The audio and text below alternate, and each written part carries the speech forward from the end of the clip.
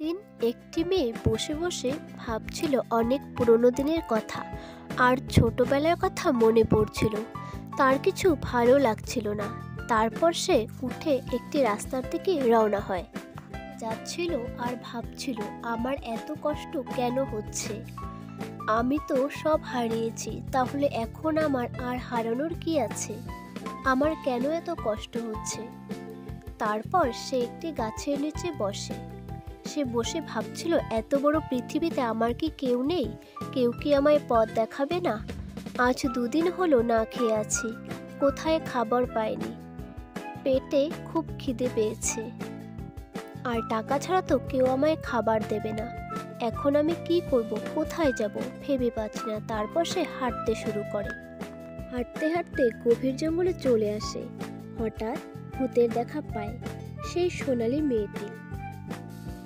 তখন বলে যে, কি হয়েছে মা তোমার, কিসের কষ্ট?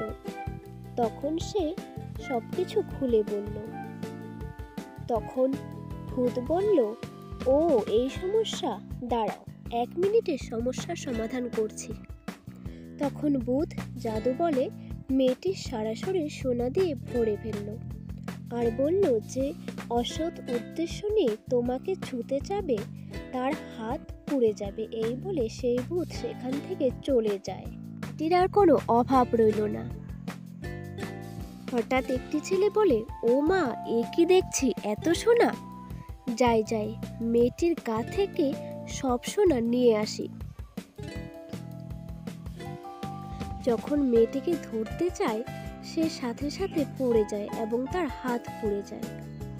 তখন ছেলেটি তার কাছে ক্ষমা চায় এবং সে ক্ষমা করে দেয় আর বলে যে, এরকম কাজ আর কখনো করবে না, এবারই কিন্তু লাস্ট, আমি তোমায় ক্ষমা করে দিলাম।